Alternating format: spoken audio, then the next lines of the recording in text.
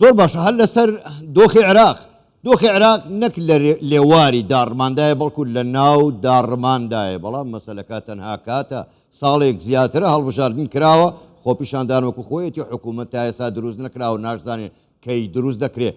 دۆخی هەرێمی کوردستانی دەبێ بڵێن بەداخەوە ڕاستە دەڵێن باشە نێوان پارتی و یەکێتی تا ڕادەیەکی باش تۆتە پێشەوە و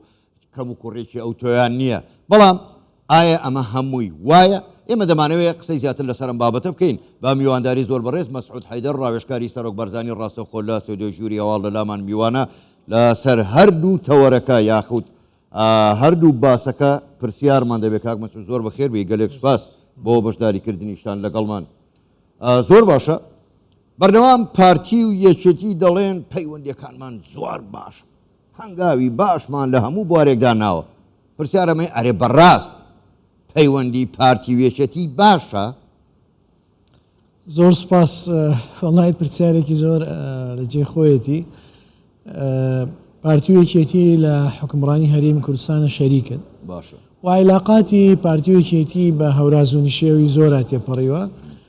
و یەک ڕێگە چارە هەیە یەک دەرگاشەیە بۆ ئەم پەیوەندیە ئەوش پێکەوە کارکردنە و هەماهەنگیکردنە و ڕێککەوتنە لەسەر هەموو بابەتەکان و ئێستا شوای لێ هاتووە بارودۆخی ئێرە توانم بڵێم ئەو کاتی ئیتفاقی استراتیژیکە دروست کرا لە نێوان بەتایبەتی جەنابی سەرۆک و مام جەلال بەڕەحمەت بێ ئێرە و بەغدا تا ڕادەیەک ینی وای لێ هات ڕەبوو بێ یەکتریەوە لە هەرێمی کوردستانە ڕێککەوتن هەبێ و گونجاندن هەبێ لە بەغداش وەزعی کورد باشە بێ و پێچەوانەکەشی تەواوە هەندێک بابەتی سیاسی هەیە پەیوەندی بە قانونی انتخابات و مفەوزێ و ئەوانەوە هەیە تا ئێستا پێم وابێ ینی لە مناقشەیان لەسەری و ئومێد دەکەین لەسەر عێراقیش ئەوەیە کورد یەک نوێنەری هەبێ ویستمەوە بپرسم کاک مەسعود بووبرە لەسەر پۆستی سەرۆکۆمار بە چۆ گەیشتون ڕێکەوتن نزیکە یان وەکو ساڵی 2010 هەرێکتان بە بربژێری خۆی دەچێتە بەغدا بۆ ڕێک ناکەون هۆکارەکەی چییە؟ ئێمە ڕێمان وایە کورد دەبێت بربژێری هەبێ و پێشمان وایە ئەو پۆستە استحقاقی پێکهاتەی کوردیە استحقاقی لایەنێکی دیاریکراو نییە و پێویستە ینی لەسەر ئەوڕێک بکەین کە کورد بەیەک نوێنەر بچێتە ناو پەرلەمانی عێراقەوە و تا ئەم لەحزەیەش کاک ڕێبەر ئەحمەد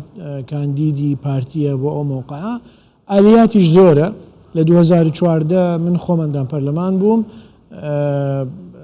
ئەو پۆستە بەر برادرانی یەکێتی کەوتبوو بە دوو کاندید هاتنە ناو فراکسیۆنە کوردستانەکان کە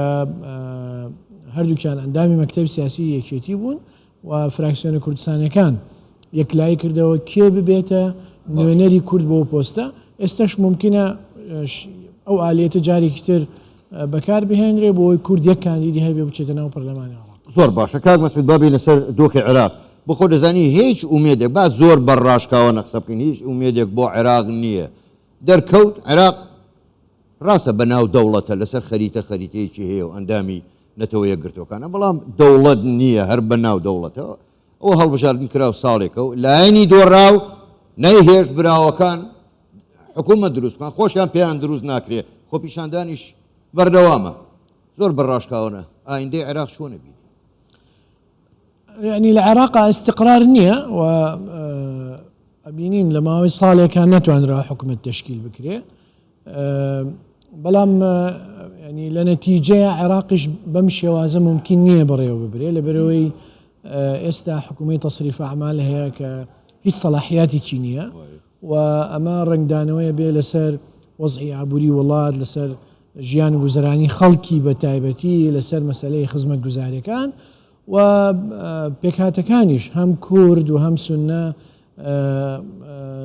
زەرمەند دەبن لەوەی کە حکوومەتێک نەبێت چارەسەری کێشە سیاسیەکان و دەستوریەکانی ناو دەوڵەتی عێراقی بکە بۆیە هەر لەبەر ئەوەشە مەسەلا بینی کە کورد و سونە لەگەڵ ئیطاری تەنسیقی لە چوارچێوەی ئەتلافی ئیدارەی دەولە لەسەر هەندێک مەبادئ و بەرنامەجێکی حکومی ڕێکەوتون بەڵام لەگەڵ ئەوەشدا زۆر تاکید لەوە کرێتەوە کە ئەگەر شیعە لە ناوماڵی خۆیانە کێشێکیان هەبێ پێویستە ئەو کێشانە چارەسەر بکەن و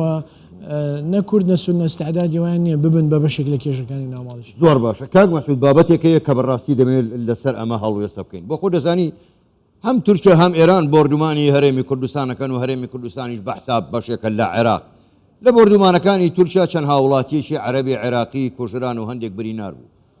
بوو بەو ڕۆژەی قەرەوەی سیتیا کوژرا پەرلەمان سەرۆک کۆمار سەرۆک وەزیران هۆزەکان هەرچی عەمامە بەسەر هەیە خەڵک ڕژانە سەر شەقام و خۆپیشاندان و ئاڵای تورکیا سووتێنرا و ئەو سەری دیار نەبوو باش ئەوە دووسێ ڕۆژە ئێران بە موشەکی دوورهاوێش بە درۆن قەسفی هەرێمی کوردستان دەکات بە دەیان هاوڵاتی کورد شەهید و بریندار بوون تەنانەت منداڵی ساوای یەک ڕۆژە یەک کەس لەسەرەمە نەهاتە دەنگ نەسەر کۆمار نەسەرۆک وەزیران نە پەرلەمان نە ئەو هەموو عەمان بە بەسەرە و مەسئولی ئەو هەموو حیزبانە هۆکارەکەی ئەمە چیە خوێنی کورد ئەوە نە هەرزانە ئەیخۆ بەردەوام کە قسەیان لەگەڵەکەی ئەڵێن شیمالون الحەبیب بۆ ئێستا بۆ شیمال و هەموو الحەبیب کەس قسە ناکات ئەوە ینی دووسێ هەندێک یەکەم تاکیدە لەوەی کە ئەحزابی سیاسی لە عێراقا دابش بوونە بەسەر وڵاتانە بە دەرەجەی ساسی ئەحزابی شیعی وەلایەن بۆ ئێران هەیە و حتا ئەگەر ئێران تەجاوز لەسەر سیادی دەوڵەتی عێراقیش بکە ئەوان پێیان طەبیعیە چونکە خۆیان بە حەدیقەی خەلفی ئێران ئەزانن و بە جەبهەی ئەمامی بۆ دیفاعکردن لە بەرژەوەندەکان یعنی مە حەقیقەتە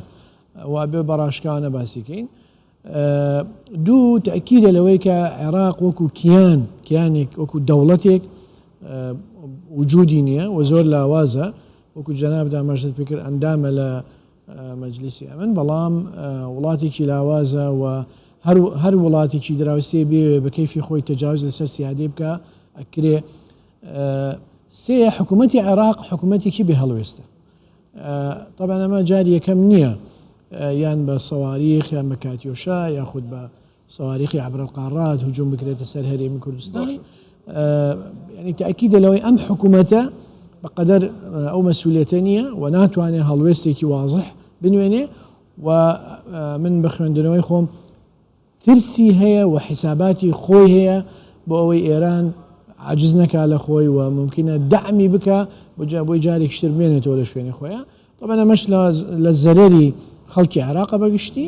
و ئاخر خاڵیش ئەوەیە ینی لەم قۆناغەیە بۆ هەرێمی کوردستان گرنگە ئێمە لە چوارچێوەی ئەم دەوڵەتەیە بتوانین بەرژەوەندەکانی هەرێمی کوردستان بپارێزین و هەر کاتێک ئەم وڵاتانە ئەگەر بیانەوێ بە ئاسانی تەجاوز لەسەر ئەمن و ئاسایش هەرێمی کوردستانەکەن ئەگەر حمایەکی دەولی و ئەوانە نەبێ پێنجەم شتیش دەوڵەتی عێراقی مەفروزە ڕادعێک بۆ ئەم وڵاتانە دابین بکە ئەوەی منزومەی دیفاعجەوی بۆ هەرێمی کوردستان و حتا بۆ دەوڵەتی عێراقیش چونکە تۆ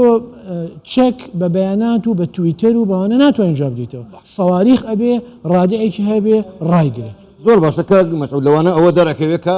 عێراق قەت نە کوردستان نە کوردیش بە هاوڵاتی خۆی نازانێت با بێ مەسەر ئەگەرێکی کە دابنی هەموو ئەگەرەکان کراون با بڵێن ئەگەرێک حکوومەتی عێراقی پێکات کورد چۆن دەچێتە ناو حکوومەتەوە هەرەوە نە دووسێ وەزیر و دوو بریکار و دوو مدیر عامان بۆ دانن یاخود دەبێت داواکاری کۆنکریتیمانە بێ ئەزمونمان زۆرە لەگەڵیان لە مالیکی لە عەبادی لە هەمویان هەر لەگەڵ قاچی کورسیەکەیان قایم بوو تەواو پشتمان تێکەن چۆنەچینە ناو حکوومەتێکی وا ئەگەر بە کورتیش و کە کاتم زۆر